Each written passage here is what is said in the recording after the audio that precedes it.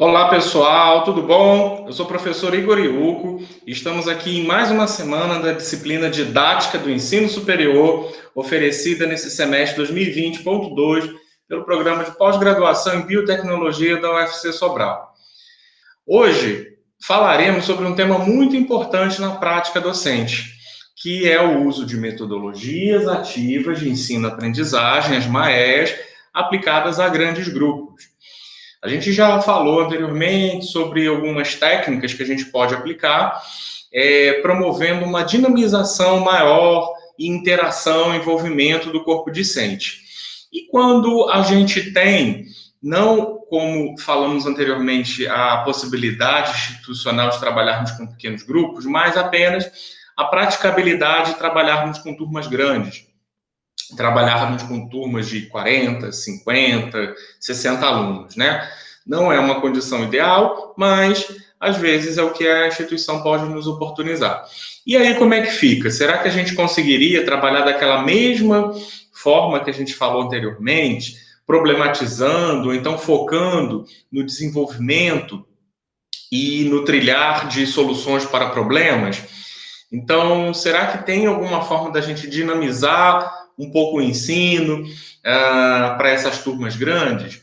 Bom, essas mesmas perguntas orientaram, lá na década de 70, Mikaelsen e outros colaboradores em universidades do Canadá, especialmente em grupos grandes, né, de alunos, assim, com salas de aula, às vezes com quase 100 alunos, de cursos bem técnicos, cursos de administração. E aí existia esse desafio. Como que eu vou ensinar, mas também promover essa maior identidade, né, de um estudante que se pretende ser crítico, reflexivo?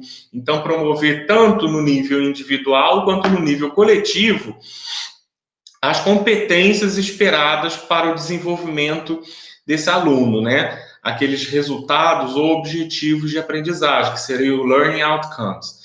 Então, como promover esse maior envolvimento dos alunos? Então, Mikaelsen começou a teorizar que o tratamento, tanto no plano individual, quanto em pequenos grupos dentro de um grupo maior, né, dentro de uma turma, seria possível, praticável, com um único tutor, diferente dos modelos anteriores, que a gente viu a necessidade especificamente de pequenos grupos de 5 a 10 cabeças, né, de alunos, facilitados por um único tutor. Então, começou a surgir, desde esses meados da década de 1970, essa metodologia que recebe a sigla do inglês de TBL, né? TBL, né? Que seria Team Based Learning, né? Numa tradução literal para o português, seria aprendizagem baseada em equipes, né? A ABE. E no que se basearia, né, essa aprendizagem baseada em equipes? Como diz o próprio nome, seria uma interface, né, de trabalho em sala de aula que se basearia na formulação de equipes, né? Acabaria ajudando ao desenvolvimento das competências, tanto no quesito individual, no quesito coletivo e também interagindo entre equipes, como a gente vai ver. Então, o TBL, ele se baseia, né, como toda técnica, né, como todo método aplicado para promover a ensinagem, né, ativa, se baseia em algumas etapas, algumas fases. A fase 1, que seria a fase chamada de preparo, é uma fase anterior mesmo ao encontro em sala de aula. Então, como é que se daria essa fase, né, de preparo, né, pré-classe? O docente ele poderia oportunizar via computador, via ambiente virtual de aprendizagem, por exemplo, o nosso SIGA, né, que seria a forma mais mimética, né, associada a esse ambiente virtual de aprendizagem, né, não por e-mail, certo, mas um ambiente especificamente construído para haver esse tipo de troca, né, esse tipo de interlocução, onde todos os alunos necessariamente estariam cadastrados, né? É uma vertente nova, né, que pode ser também um bom ambiente virtual de aprendizagem, se a instituição assim providenciar um pacote G Suite seria o Google Classroom, o Google Sala de Aula, onde também todos os estudantes podem estar cadastrados, visualizar os conteúdos, interagir, certo? Então, isso se trata de um ambiente virtual de aprendizagem. E aí, nesse ambiente virtual de aprendizagem, o docente facilitador poderia disponibilizar os conteúdos previamente, por exemplo, uma semana antes, para que os alunos viessem para realizar essa atividade de TBL em sala de aula, né? Mas além da virtualidade, já que em 1970 não havia praticabilidade, por exemplo, né, de se pensar em todos os estudantes terem seus smartphones com acesso à internet, né? Então, como era feito lá atrás, né? Pensando, por exemplo, numa instituição que não possa prover, né, uma boa conectividade ou virtualidade também para os seus alunos, né? Embora raro nos dias de hoje, mas isso pode acontecer, né? Pode ser feito também disponibilização de áudios, de podcasts, né? Então, de uma forma também assíncrona, para que esses alunos acessem esses conteúdos, né, de uma forma mais auditiva. Pode ser feito, por exemplo, um estudo orientado para uma determinada temática que faz parte de um capítulo de livro que está disponível na bibliografia básica, né, de uma dada disciplina lá na biblioteca. Então, o estudante, né, pode ir lá na biblioteca para poder estudar, né, sobre aquele determinado assunto que vai ser trabalhado em sala de aula, tá bom? Então, o estudo, a fase 1 da PBL, acaba sendo chamada de preparo, porque prepara o estudante para as vivências que serão realizadas em sala de aula, tá bom? Apenas abrindo aqui um parênteses, quando o docente ele oportuniza essa forma assim de preparo antes da realização de fato, né, da atividade em sala de aula, seria um modelo que a gente chama, né, no cenário educacional, de sala de aula invertida, ou seja, seria do inglês flipped classroom, né, a sala de aula invertida. O que é a sala de aula invertida, né? É que você inverte esse patamar, você não espera que haja um ambiente educacional onde o docente despeje um conteúdo para o estudante. Não, não é assim que deve funcionar nesse sentido ativo.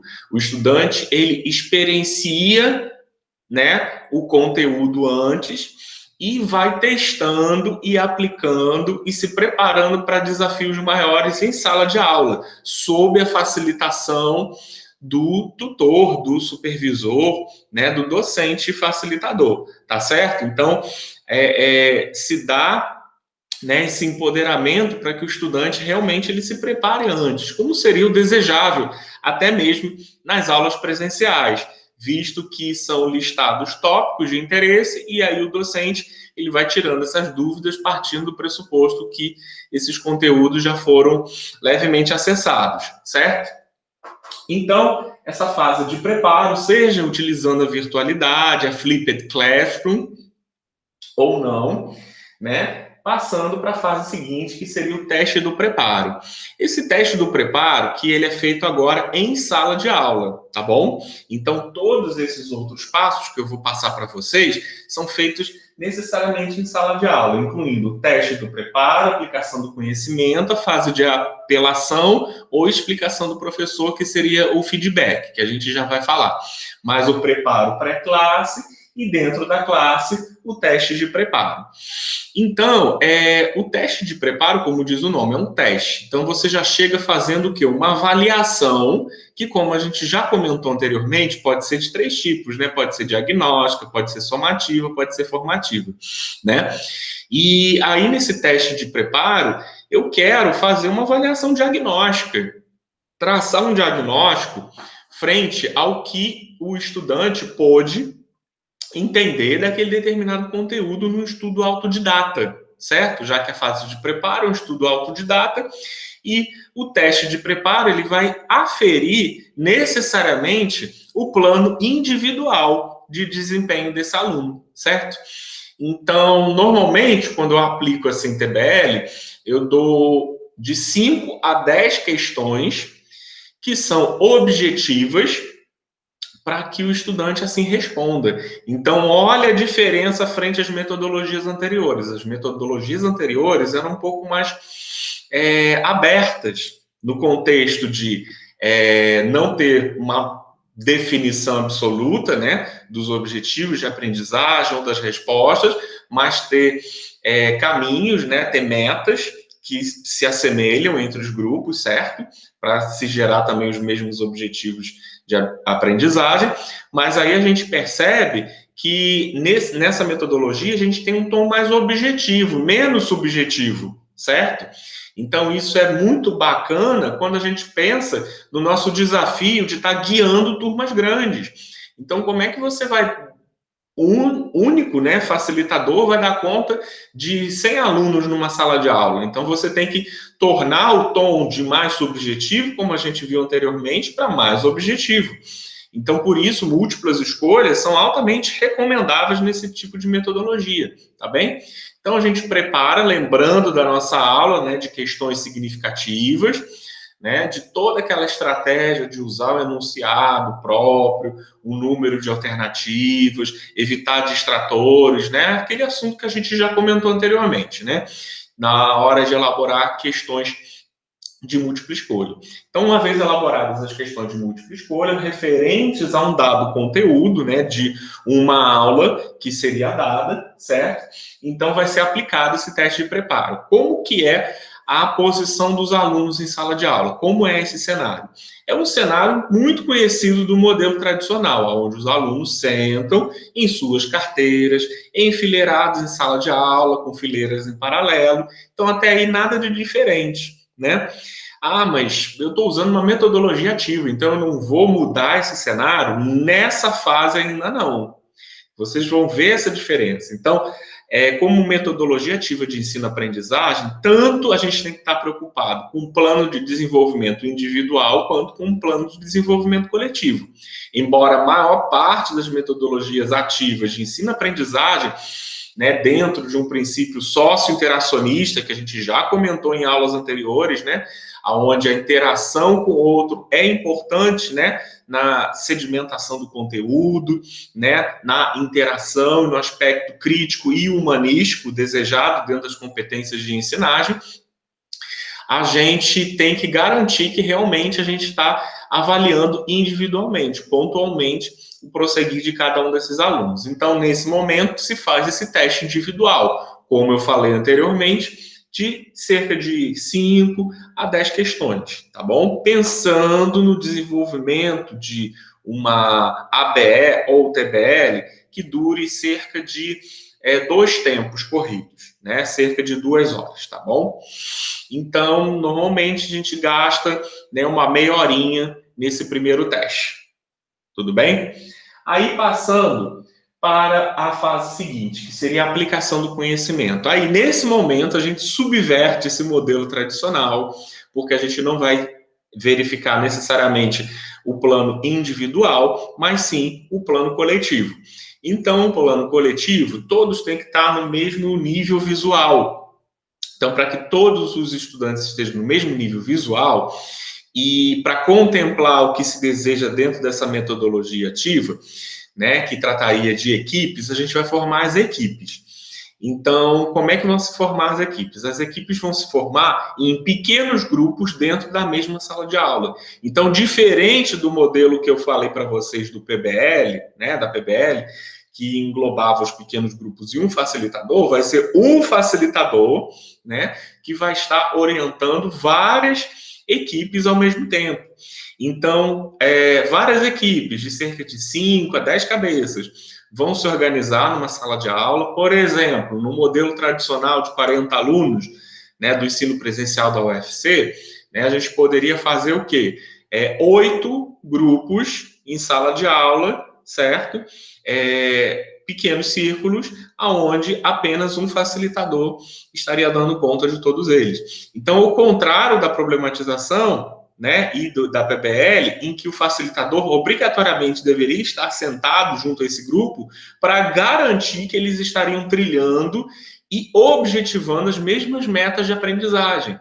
Então, aqui, por ser mais objetivo o processo, isso torna factível um único facilitador poder estar orientando, vendo se o tempo está correndo adequadamente, cada uma das equipes, motivar o desenvolvimento, a interação entre essas equipes, mas facilita demais a condução e os resultados, como a gente vai ver mais à frente, tá certo? Então, o único facilitador, ele pode dar conta de várias equipes dentro de uma sala de aula, congregando até 40, 50 alunos, né? O que foi muito positivo desde a década de 70, né? Que você pode promover interação, mas não necessariamente precisa aumentar o número de docentes. Então, dentro de uma perspectiva gerencial das instituições, isso acaba sendo muito positivo, certo?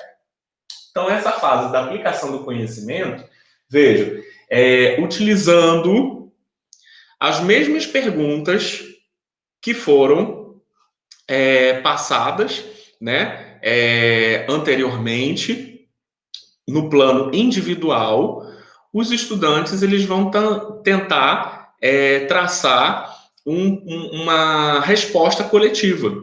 Então, cada estudante tem o compromisso de ter feito um estudo autodidata pré-classe, que seria a fase do preparo, né? E depois, dentro do teste de preparo, a gente vai ver em grupo, certo?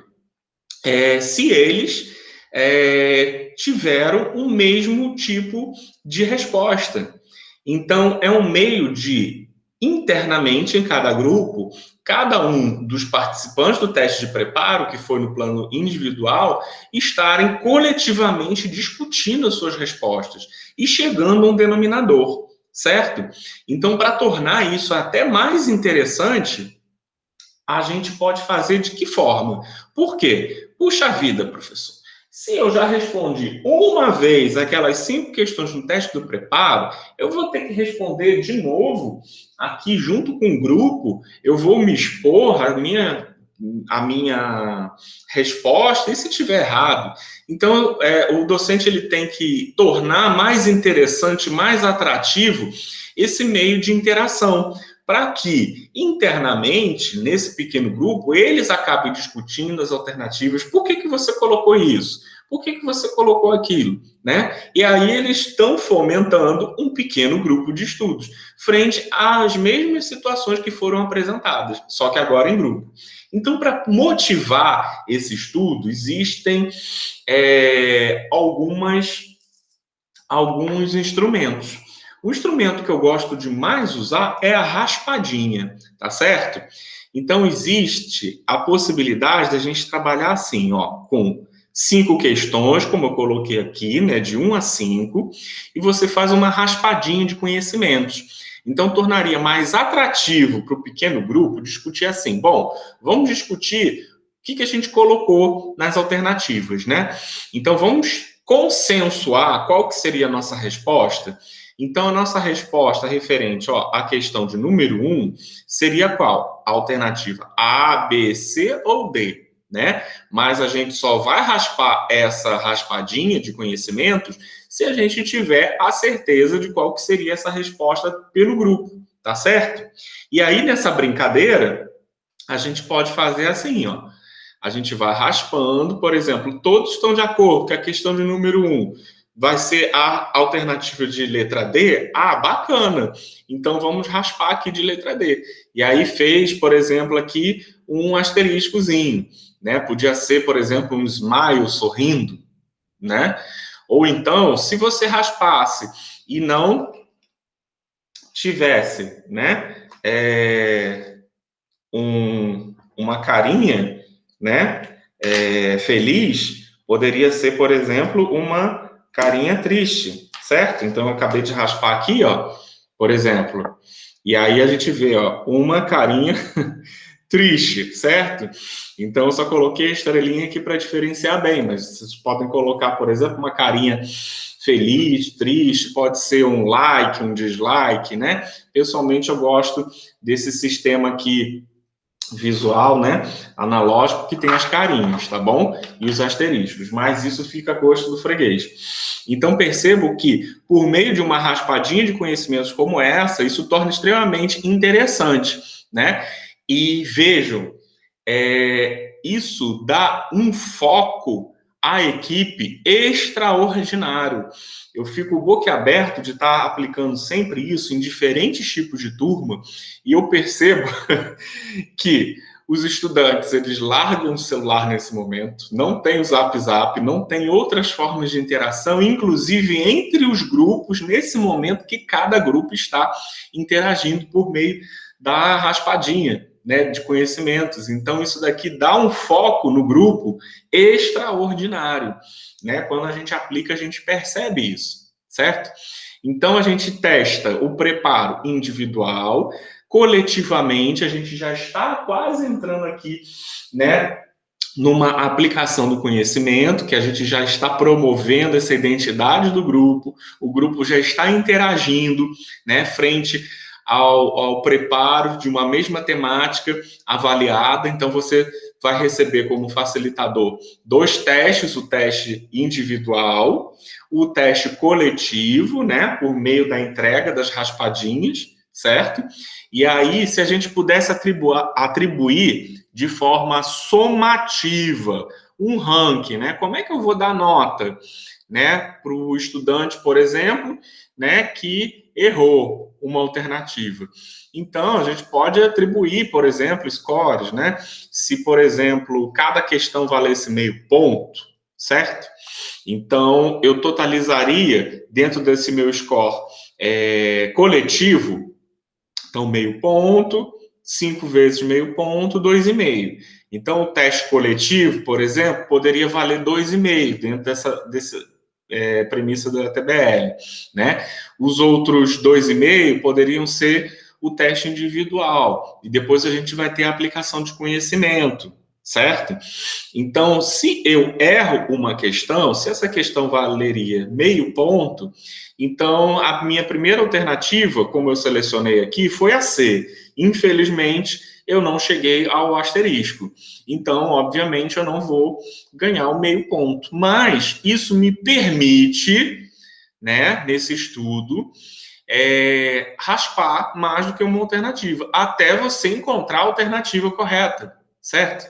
Então, se eu raspo uma segunda alternativa, já que a minha primeira tentativa não deu certo, né? E aí eu achei da segunda vez, eu vou, obviamente, merecer uma pontuação menor, certo? Mas eu não vou simplesmente zerar essa pontuação.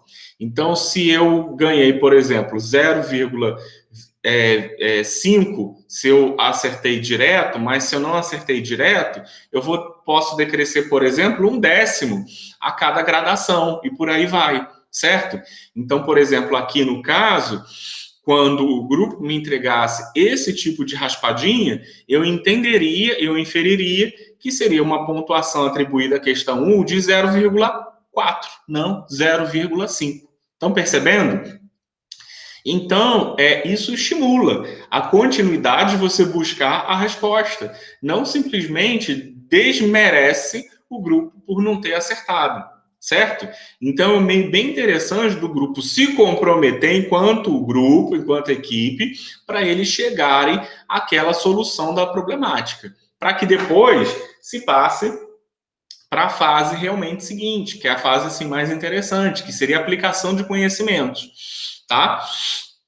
Então, existe o teste de preparo no plano individual e no plano coletivo, onde eles já estão interagindo e estudando e dinamizando essa equipe, né, afinando essa equipe, para que depois entre-se nessa fase de aplicação do conhecimento. Então, o teste de preparo individual dura mais ou menos 30 minutos. Essa tarefa, né, de harmonização da equipe, né, por meio da raspadinha, que também é pontuada, mais uma meia hora, mas aí a gente observa na prática que alguns grupos terminam muito antes do que isso, porque eles já foram pré-testados individualmente, certo? Às vezes, algumas equipes que demoram um pouco mais para se harmonizar acabam demandando esse tempo todo também de 30 minutos. Mas a gente dá um tempo de 30 minutos. Por quê? como existe apenas um único tutor facilitador, todas as equipes têm que andar mais ou menos juntas. Não pode-se começar uma outra etapa em duas equipes e outras equipes ainda não começaram as suas etapas. Estão percebendo? Então, a gente especifica os tempos. Caso todas as equipes terminem mais cedo, já queiram entregar suas raspadinhas com 20 minutos, por exemplo, então a gente já pode passar para a fase seguinte, tá certo? Presencial. Aí essa fase seguinte, que seria a aplicação do conhecimento, ou seja, as equipes vão continuar as mesmas, sentadinhas em círculos, geralmente 8 equipes para uma turma, né?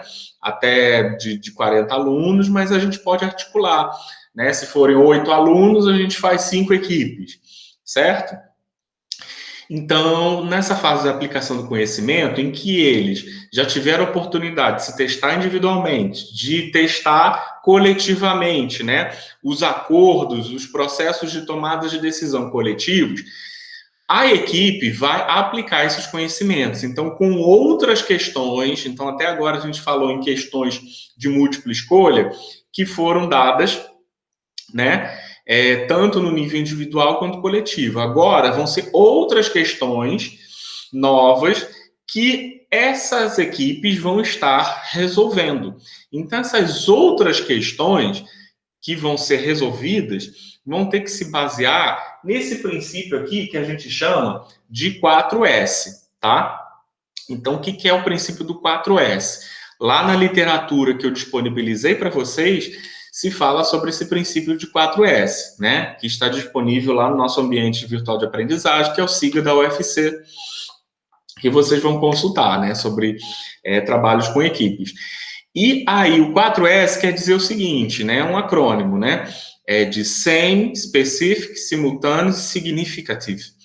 Então, o mesmo tipo de questão, as mesmas questões são dadas para todas as equipes que estão dentro de uma mesma sala de aula para que elas sejam solucionadas. Então, eu não posso dar a prova A, a prova B, a prova C, mas vejo, todas as equipes, elas estão polarizadas na sala. Então, estão em cantos diferentes. Se a gente trabalhar, por exemplo, com uma turma de 40 estudantes, então eu posso fazer 5 equipes de 8, né? Então, eu vou colocar nos 4 cantos da sala e no meio da sala.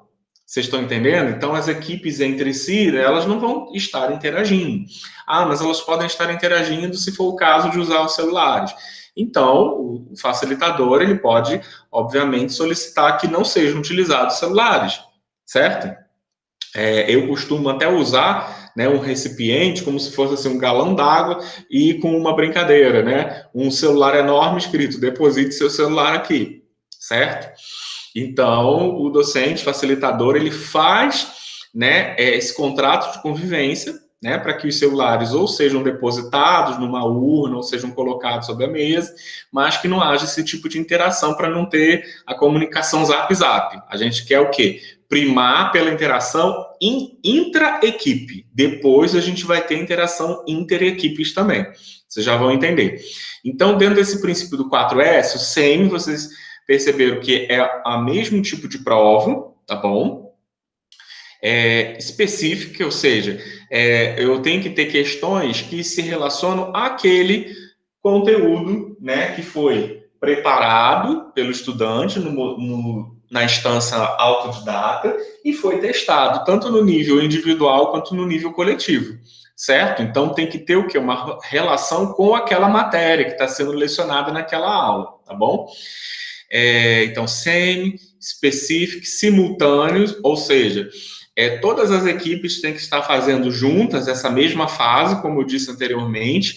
Não pode uma equipe estar numa fase e a outra equipe estar em outra fase. Então, todas as equipes estão juntas na mesma fase, então estão fazendo isso, respondendo, solucionando simultaneamente. E significativo, né? Então, se baseia, né, pela proximidade, né, da faixa histórica, aqueles princípios de David Ausubel, que a gente já comentou anteriormente. Você lembra? Os princípios ausubelianos, que se baseiam no binômio facilitador-aprendiz, uso de subsunsores, aprendizagem, processo de ensino-aprendizagem, na verdade, significativa, né? Então, você atribuir conceitos de envolvimento para que aqueles indivíduos melhor memorizem a longo prazo do que simplesmente aquela memorização do tipo mecânica, né? Aquela aprendizagem que você vai lembrar, né, pré-prova, pós-prova, mas por um curto tempo, e depois você não vai sedimentar aquele conhecimento, vai se perder, tá bom? Então, dessa maneira, adotando esse princípio do 4S, você estaria promovendo tanto um chamado envolvimento individual, quanto o envolvimento coletivo. Então, esses indivíduos, eles responderiam a questões que remetem, né, a alguma questão afetiva, alguma questão de desenvolvimento anterior que eles tenham passado, né, por meio tanto do estudo autodidata quanto essas fases de preparo, né? Então é interessante que a gente envolva esses estudantes dando situações realísticas. Se você está num curso, por exemplo, de medicina, então você vai simular uma condição de atendimento, né, da medicina, né? Você pode estar no interior, então você vai atribuir, às vezes, uma questão específica da loco-regionalidade, certo? Então, utilizando questões como uma que eu já comentei com vocês na nossa aula de avaliação, né? Utilizando questões, por exemplo, de falar do sistema digestório, usa regionalidades como o Jabá e o Jerimum para você trabalhar o que você quer no nível de digestão, degradação enzimática, né? De carboidratos ou então de proteínas, certo? Então, dá para a gente dinamizar utilizando situações, né, composições realísticas, certo? Também utilizando o quê? Uma modelagem objetiva. Então, questões, tal como no teste de preparo individual coletivo, na aplicação de conhecimento, também vão ser 5 questões de múltipla escolha, tá bom? Então, aonde, além do texto, né, a gente recomenda que seja utilizada, né, outra forma também de apresentação de dados, né? Uma apresentação pictórica, um desenho, uma tabela, um mapa, né? Alguma identidade de interpretação, mas tudo dentro do plano objetivo de múltipla escolha, né? Vamos lembrar que é um único facilitador que está dando conta desse tipo de metodologia para vários grupos na mesma turma. Então, ele não pode sentar em cada um desses grupos, ele vai estar, na verdade, rodando, vendo se as etapas estão caminhando consecutivamente, tá bom? Então, nessa fase, eles vão responder, certo? Em cards, né? Então, o docente ele vai entregar ou folhas ou então papéis cartolina, geralmente quadrados grandes, para que as equipes, ao invés de usar raspadinha, né, a gente use outra estratégia para essa interação de grupo, que não a raspadinha, né, para não enjoar. E aí a outra estratégia seria o quê? Eles, através, né, de cards, eles vão anotar, né, em letra grande, qual é a alternativa referente às 5 novas questões que eles estão solucionando, na forma de múltipla escolha. E aí eles vão reservar, né? Elege-se um coordenador do grupo, porque quando a gente passar, né, para uma fase, né, de interação entre equipes, o facilitador, para tornar ainda mais dinâmico e interativo, já que promoveu a interação entre os membros de cada equipe, intra-equipe. Ele vai promover a interação inter-equipes. E como é que isso funciona? Então, cada equipe, né, vai fazer o seguinte: na hora que o docente facilitador lê o enunciado da questão de número 1, ele vai falar, vamos lá, dou-lhe uma, dou-lhe duas, dou-lhe três, apresentem as suas respostas, cada equipe. Então, cada equipe vai estar levantando o card referente à questão, né? E o interessante é que o docente, ele anote, né, no quadro as respostas de cada uma dessas equipes que estão lá levantadas, tá bom? Então, normalmente a gente dá, né, um card velado e uma outra parte em branco, para que, né, a parte em branco, né, seja colocada a resposta, né, questão 1, e aí a alternativa, para não ter aquele risco, né, da turma chegar e rabiscar e colocar uma outra alternativa na hora, certo? Então, a gente limita, né, o número de cards também, para que isso seja relacionado, e apenas o card referente à questão de número 1 tenha uma alternativa. O card questão número 2 tem outra alternativa. Mas voltando, na primeira alternativa, todos levantam. Aí, por exemplo, de 5 grupos, aí 4 grupos colocaram, né, o que seria a resposta A, que era o gabarito. Aí o quinto grupo colocou a letra E, alternativa E. Então, o facilitador, ele acaba discutindo. Então, gente, nós tivemos alternativas A's e alternativa E. O que vocês acham que responderiam essa questão? E aí, cada coordenador de grupo, ou seja, esses 5 coordenadores, podem estar, que são os estudantes, né, deixando claro, podem estar interagindo e defendendo seus pontos de vista. Então, o coordenador do grupo 2 teve a palavra, pediu a palavra, falou, não, eu acho que é isso, isso e isso, né? Eu não acho que seja E por conta disso. E aí, nesse momento, a turma, a equipe do E também pode defender seu ponto de vista. Por isso se chama o quê? De apelação, né? Então, apelação não quer dizer assim que o estudante vai dizer, ó, professor, aceita essa minha resposta aí. Não é isso. Mas, de forma crítica, ele vai defender o seu ponto de vista. Então, o coordenador, o estudante, daquela equipe, né, que foi una em dizer que a alternativa E estava correta, vai dizer, não, eu acho que a alternativa E estaria correta por meio desse ponto, né? Enquanto os demais grupos vão estar respondendo. Não quer dizer que a maioria dos grupos, né, as alternativas citadas pela maioria dos grupos esteja certa, mas a gente promove esse debate para que os não entendimentos, né, os pequenos erros sejam corrigidos coletivamente. Né? Então, tem-se essa possibilidade. É lógico que a escolha do grupo vai acabar ditando realmente qual foi a decisão, a solução tomada. Mas, nesse momento, que conjuga a apelação, né, do grupo que não chegou ao determinado veredito, ao determinado gabarito, e também o feedback do docente, ou seja, pessoal, é uma metodologia que o docente faz a correção da prova na hora. Vocês estão percebendo?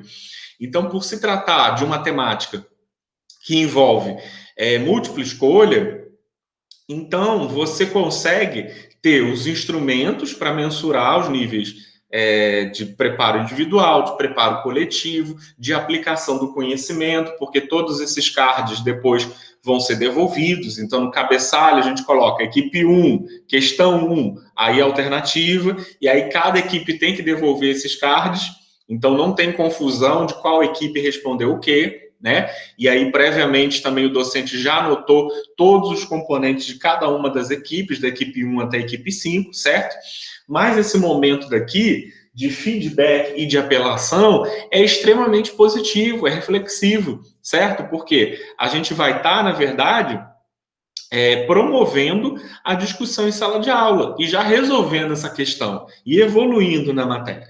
Então, veja, se a gente destina 30 minutos para o teste de preparo individual, né? Depois 30 minutos, né, para o teste de preparo coletivo, certo? Em que a gente veria, né, o uso da raspadinha. Depois temos a aplicação do conhecimento. Geralmente a gente deixa 30 minutos, mas a prática mostra que quando uma equipe está bem envolvida, há menos tempo do que isso envolvido, né, na execução da metodologia. Então a gente deixa meia hora. E depois disso, a gente tem meia hora que seria de finalização, que seria essa fase da apelação, né, dos grupos. Na verdade, melhor seria definido como uma interação entre as equipes, né? Mas de acordo com as etapas preconizadas, assim recebe esse nome, fase de apelação.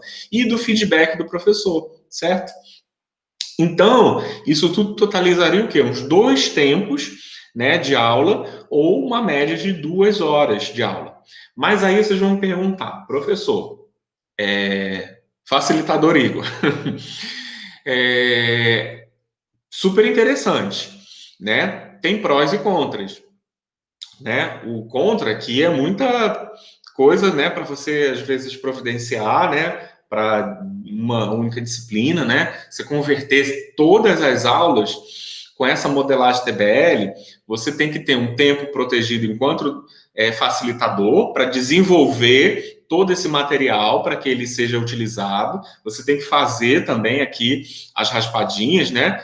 No caso, eu sempre conjugo uma parceria com os meus monitores, ou então mestrandos em estágio de docência, para que eles pintem, né, essas cartelinhas. E aí é um meio também deles estarem interagindo nessa construção de material didático, certo? Mas fazer as 16 semanas de aula de um curso regular, né, de ensino presencial, isso seria meio impraticável. Eu concordo totalmente com vocês, né? A gente poderia pensar em atribuir, por exemplo, pelo menos uma TBL de acordo com o número de provas, né, convencionais que a gente tem numa determinada disciplina. Então, se tu tem 2 avaliações semestrais, ou seja, uma avaliação bimestral, então a gente pode quebrar um pouquinho, né, esse contexto mais tradicional, se você estiver fazendo parte de um currículo tradicional, oportunizando pelo menos no semestre 2 TBLs, né, 2 TBLs em assuntos que são também estratégicos. Ou a gente pode conjugar todos os assuntos do bimestre, que é uma opção. Se você tem, por exemplo, 5 conteúdos maiores no primeiro bimestre, então você vai fazer uma questão que vai estar contemplando cada uma das unidades, né, do seu bimestre, para estarem correlatos a esse primeiro TBL.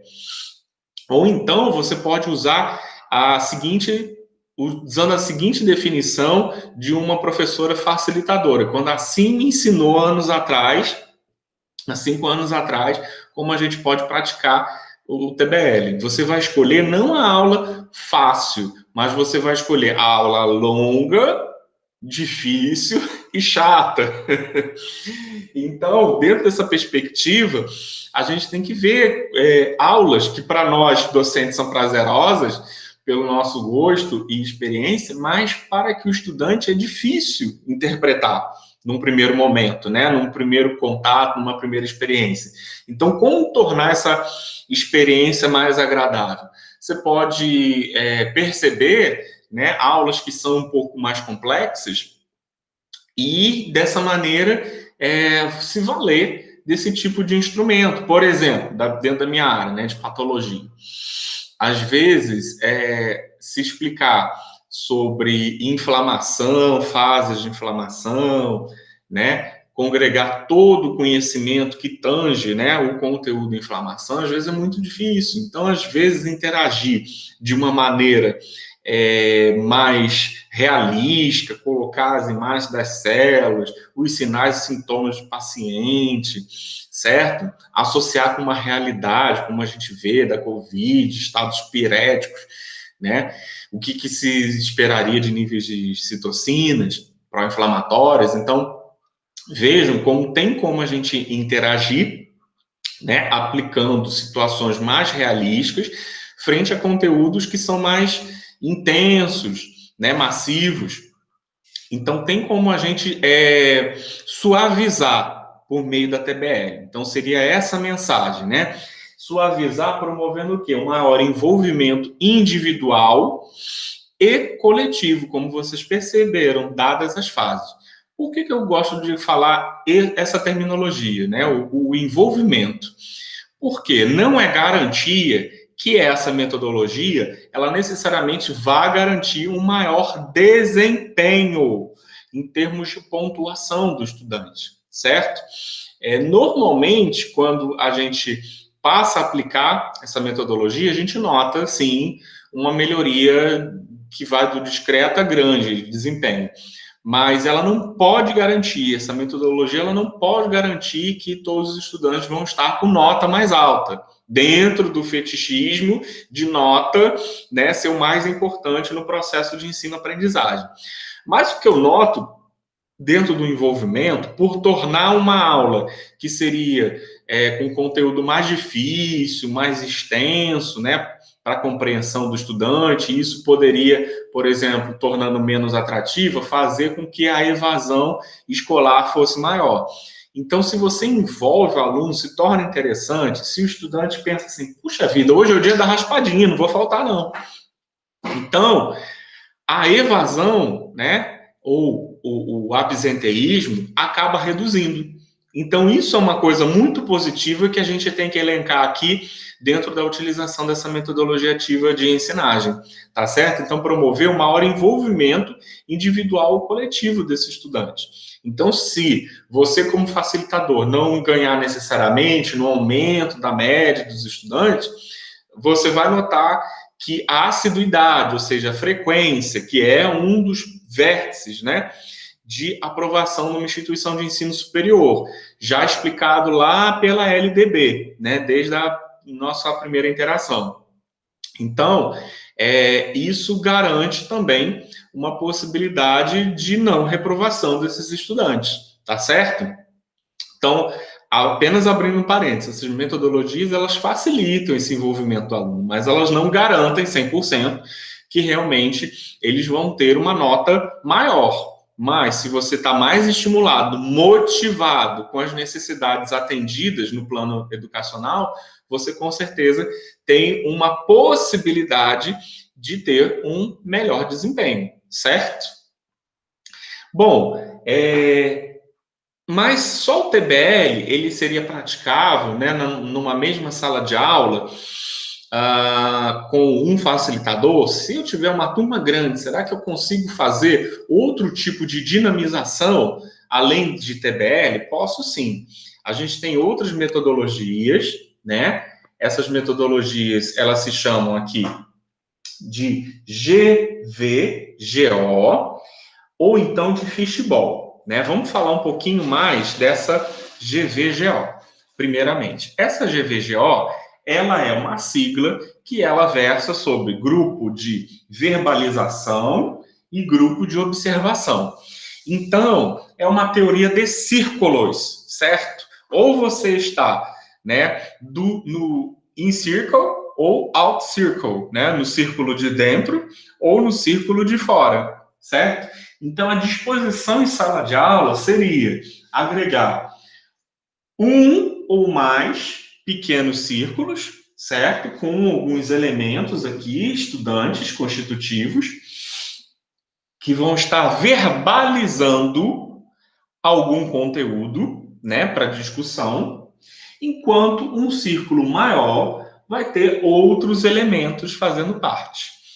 Então, dentro desse guarda-chuva chamado grupo de verbalização e grupo de observação, onde o grupo de verbalização sempre vai estar no interior e o grupo de observação vai estar no exterior, a gente pode ou pensar em fazer coletivamente grandes grupos, considerando uma turma, mas eu acho um pouco complicado, né? Imagina se a gente colocasse 20 pessoas aqui no meio discutindo, certo? E 20 pessoas aqui apenas fazendo anotações dentro do princípio que cumpre o grupo de observação. Porque o grupo de verbalização tem qual missão? Estar discutindo sobre um determinado assunto pertinente que se queira debater, né? Então, por exemplo, vamos discutir sobre a bioética de uso de células-tronco para fins regenerativos, certo? Então, o grupo de verbalização está aqui, né, na locutória, enquanto o grupo de observação vai estar anotando os pontos principais. E aí a gente vai perceber o tom da criticidade, porque cada cabeça vai ter um potencial de julgamento. Então, pode ser que metade das pessoas anote os mesmos tópicos e a outra metade, às vezes, anote outros tópicos que estão correlacionados, né? Então, embora se fale no singular, grupo de verbalização e grupo de observação, existem casos que a gente pode fazer, por exemplo, um mimetismo com um júri simulado, aonde a gente ainda tem um grupo out circle, né, fora do círculo, né, fazendo o círculo de fora, e a gente pode ter, ao invés de um único grupo de verbalização, 2 grupos de verbalização. Então, por exemplo, uma turma de 40 alunos, então a gente pode deixar 20 alunos, né, nesse círculo de fora, e aí 10 alunos num grupo que defenda, né, o uso, né, a manipulação, por exemplo, de células-tronco, contendo 10 alunos, e outro grupo contendo 10 alunos, de um grupo que seja radicalmente contra, né? Então, a gente pode fazer parecido, né, com júri simulado, né, esse processo onde um grupo de observação único vai estar lidando com 2 grupos de verbalização. Existe uma outra experiência também muito interessante, né, que não deixa de ser também, né, um grupo de verbalização e um grupo de observação, embora se promova uma interação maior entre os grupos de observação, né, aonde eles interagem, né, que na verdade seria mais uma chair dance, né, uma dança das cadeiras, em que toda a turma seria dividida equitativamente, ou seja, se existem 40 estudantes, então 20 estudantes ficariam compondo esse círculo aqui mais externo, e 20 estudantes colocariam suas cadeiras de frente para os estudantes do círculo externo. Então ficaria o quê? Mais ou menos um grupo, né, de 20 para fora e um grupo de 20 para dentro. Aonde o interessante dessa técnica, né, frente a frente, seria que, mediados frente a uma pergunta norteadora, cada estudante falaria brevemente sobre uma determinada temática, né, os que estão no grupo de verbalização interno. Então, por exemplo, uma estratégia do tipo quebra-gelo, né, que poderia ser utilizada do tipo, todos os estudantes que estão no círculo de dentro vão estar se apresentando para os colegas, né, dizendo o nome, dizendo o local, né, da onde vieram, e dizendo as suas expectativas frente ao curso que estão iniciando nesse momento, né? E aí, dessa maneira, pode haver um rodízio interno entre esses estudantes, tá bem? Fazendo, por exemplo, 20 rodadas. Então, por exemplo, 1 minuto, a pessoa descreve todos esses elementos como eu lhes passei. E aí, no minuto seguinte, essa pessoa troca de cadeira com o sucessivo e o anterior vem para a cadeira dela. Então, cada estudante do círculo maior, que estaria componente desse grupo de observação maior, tem a possibilidade de estar interagindo com 20 colegas diferentes. E aí a grande brincadeira, né, dessa memorização é depois cada um desse grupo de observação dizer, eu vou apresentar o fulano, ciclano, e não lembro mais, né, das 20 pessoas. Então, eles vão meio que se auto-apresentando e quebrando o gelo dentro dessa estratégia, né? Então, mais do que o fim educacional, mas pode-se pensar numa pergunta norteadora que promova essa amplitude de interações, certo? Então, são temas mais amplos, temas de bioética, por exemplo, né, podem ser muito beneficiados por meio disso. Temas mais específicos, de áreas exatas, talvez não sejam tão contributivos utilizar essa modelagem, tá bom? Da GVGO, tá?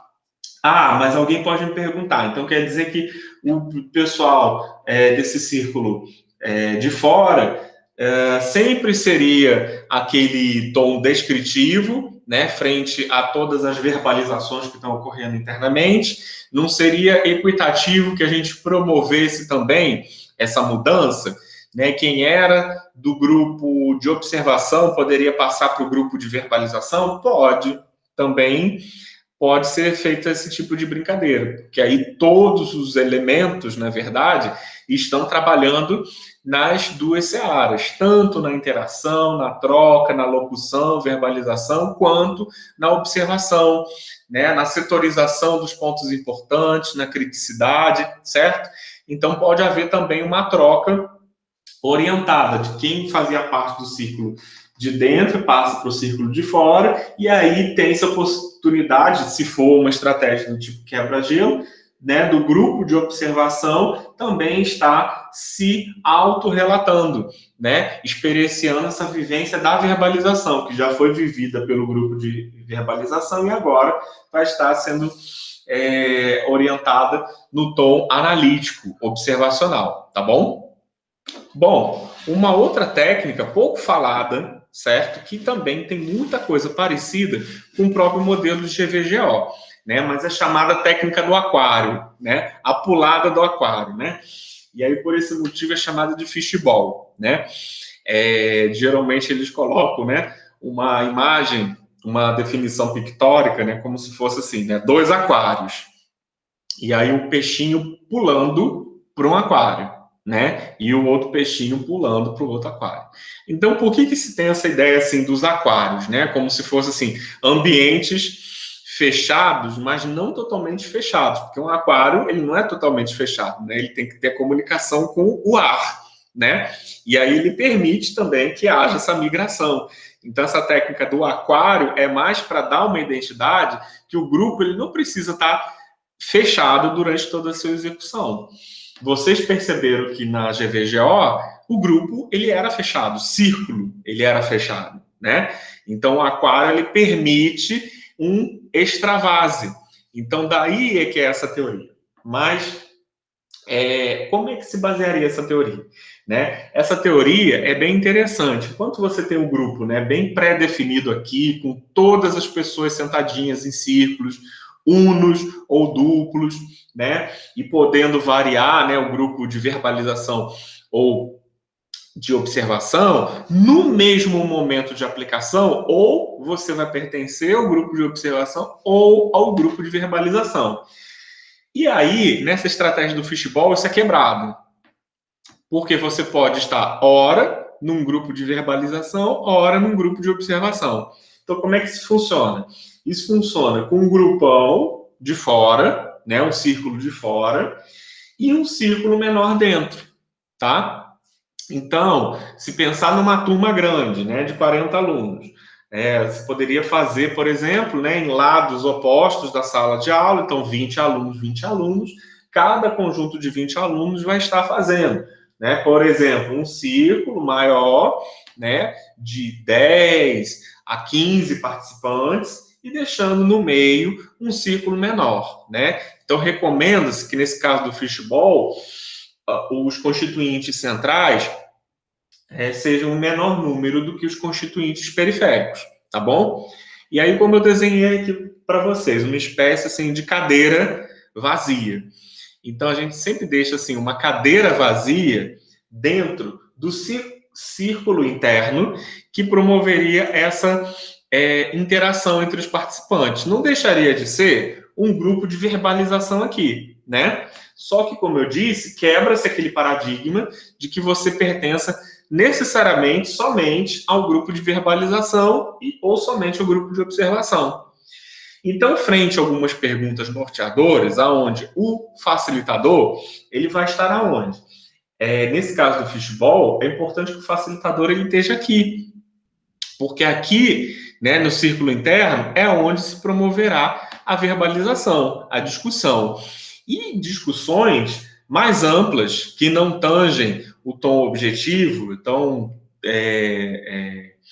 processos de ensino-aprendizagem, que a gente pode abrir para as respostas não sejam apenas únicas, né? Dependem de várias observações atreladas, e aí a gente pode fazer com que essas perguntas norteadoras instiguem, estimulem, desafiem, né? Problematizem as pessoas que estão aqui no grupo de observação e elas se sintam pessoalmente motivadas a estarem migrando dessa parte externa para a parte interna, certo? Então, o docente não necessariamente ele escolhe as pessoas que vão estar entrando ou saindo do grupo, mas são duas consciências que são desenvolvidas ao mesmo tempo. As consciências do tipo, eu que estou aqui dentro posso falar, tenho direito a falar, né? Mas eu também tenho que oportunizar a minha fala, a mesma possibilidade de fala que eu tive aos demais colegas, né? Então, os colegas aqui de fora, né, podem levantar o dedo e ficar no stand-by de espera à medida que alguma pessoa que já foi contemplada com a fala, havendo o interesse de uma pessoa de fora entrar, essa pessoa sai e a pessoa ocupa a sua cadeira. Então, sempre existe, né, uma cadeira vazia, convidando as pessoas de fora para poder estar participando, né? Então, tanto a pessoa de fora é estimulada a participar, certo? Né? E participações pequenas, podem ser participações de 1 a 2 minutos, certo? E ela continua, de repente, nesse rol aqui de participações, mas à medida que muitas pessoas quiserem entrar no círculo e manifestar esse interesse, as outras pessoas também vão percebendo isso e vão cedendo a sua vez. Então, isso estimula a criticidade de pessoas que às vezes têm também problemas interacionais, né? E tem um tom mais analítico e oportunizam nessa mesma instância, né, em que o docente também está assentado, de poderem participar, tal como as outras metodologias de grupos pequenos, como falamos anteriormente, tá bom? Já que, se a gente considerar aqui na TBL, o docente ele vai estar em pé, circulando na sala de aula, né? Facilitando as etapas, a consecução de fases, e na GVGO ele também pode estar em pé. Então, nesse caso, necessariamente, o docente, né, o facilitador, ele vai estar aqui sentadinho, mediando esses processos. Então quer dizer que o docente, ele sempre vai estar aqui no centro verbalizando? Não, ele pode também fazer essa brincadeira, esse jogo de cadeiras, aonde ele pode, né, vendo alguém que quer entrar, ser até mesmo o primeiro a ceder o seu lugar para que os estudantes assim interajam. Então, até uma forma bem elegante da gente conduzir o processo, porque assim os estudantes eles veem que eles podem participar, que eles não têm que ter temor de estarem pedindo para entrar, né, para verbalizar. E aí, quando o docente vê que está meio morna a discussão, o que ele faz? Ele pede para entrar. E aí ele já vem desafiando, problematizando, instigando para que uma nova leva de discussões venha, tá certo? Então, pode ser feito sobre um determinado ponto, um outro ponto. Então, por exemplo, você vai dar uma aula de bioética. Então, você pode puxar um assunto, começando primeiro uma bioética humana, né? Pontos chave, né? E aí tudo bem. Então, você já contemplou pontos chaves. Aí e saiu e deixou os estudantes interagirem. Depois, o facilitador ele pode entrar e pode estar mediando, né, pontos chaves, por exemplo, com a bioética animal. Ok. Então, depois de alguns minutos, ele já contemplou aqueles pontos chaves. E depois, para finalizar, ele pode estar falando sobre questões éticas, legais, sobre o meio ambiente, né? E aí ele acaba congregando, né, diferentes ciclos, né, conteúdos, né, utilizando essa metodologia desse vai e vem, né? Então, para aqueles estudantes sinestésicos, que hoje é o que a gente observa em maioria, que estudante não consegue ficar sentado muito tempo, isso é maravilhoso, porque ele vai estar sempre em movimento, ele vai estar ligado, né? Então, é aquela noradrenalina que vai dar a atenção que esse estudante precisa, ele vai estar sempre em movimento, tá certo? Então, embora o nome seja estranho, é algo que dá para a gente compreender bem, dá para a gente praticar, dá para a gente pensar no design em sala de aula, se a gente vai fazer isso, né, com um grupão único ou se vai fazer em 2 grupões. Mas o professor acabou de dizer que o facilitador tem que estar, né, ou no círculo de dentro ou no círculo de fora. Se você dividir a sua disciplina com 2 professores, então pode ser a turma inteira, uma turma de 40, e o professor 1 fica com um grupo o professor 2 fica com outro grupo. A minha instituição, professor Igor, não tem condição de estar com 2 professores ao mesmo tempo em sala de aula. É aquele um professor para 40 alunos. Muito que bem. Então, faça com o seu grupo grande, né? Então, com um grupo grande, quanto maior for o grupo, isso limita um pouco a articulação do número de problemas que você vai estar conduzindo, né? Perguntas norteadoras. Então, às vezes você vai fazer, né, no interstício, por exemplo, de meia hora a 1 hora, né, 3 perguntas e você não vai conseguir mais do que isso, né? Se fossem pequenos grupos, você faria mais do que 5 perguntas, obviamente, né? Mas eu só sugeriria que, quando for utilizadas essas técnicas, não se passe mais do que 1 hora, porque senão fica um pouco mais cansativo, até fisicamente falando, né? Se a gente pensar que esses peixinhos, né, vão estar hora fora do aquário, hora dentro do aquário, né? E nesse saltear, isso cansa fisicamente, né? Então, eu sugeriria que seja minimizado esse tempo, né? Frente à TBL, por exemplo, né? Que você poderia facilmente utilizar 2 tempos corridos, tá certo? Então, pessoal, todas essas metodologias são estratégias, né?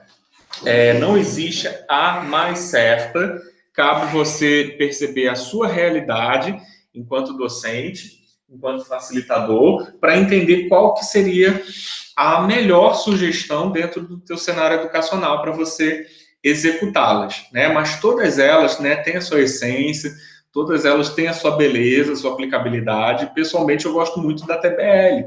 Então, a TBL, eu posso dizer para vocês que eu aplico, né, na minha vivência educacional mais comumente que as outras, né, pelos fatores elencados, né, de facilitar. Um único docente dá conta de uma turma grande, tem turmas que eu pego de 60 alunos, então como é que eu vou traçar esse mesmo grau de dedicação que o facilitador tem que traçar frente a uma turma grande? Então a gente tem essas limitações também, já que a gente tem aquele tempo de sala de aula. Então, são sugestões que, em diferentes cenários, vocês podem aplicar. Minha sugestão, apliquem cada uma delas para vocês verem o que bate melhor de encontro à praxis, ao fazer de educador de vocês, certo? Então, vocês podem gostar mais da problematização, por exemplo, né? Dentro de um cenário mais facilitado de estágios na prática. Mas todas essas metodologias, em algum momento, podem ser úteis. Vocês podem aplicá-la numa prova de aula, no concurso, por exemplo, né?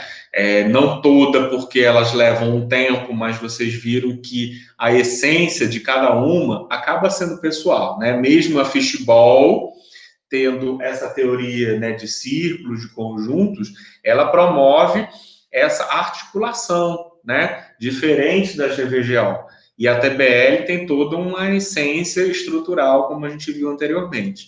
Então, dá para a gente trabalhar com metodologias ativas de ensino-aprendizagem para grupos grandes. Tá bom, gente? Então, nosso papo dessa semana se encerra aqui e a gente vai interagir melhor no nosso encontro síncrono, tirando dúvidas, né? Compartilhando experiências que você já tenha tido com algumas dessas metodologias, ou até mesmo ideias para que vocês possam aplicar em seus cenários realísticos de ensino-aprendizagem. Tá bom, gente? Boa semana, espero que tenha sido útil e fico aberto aí para discussões futuras. Tchau, tudo de bom.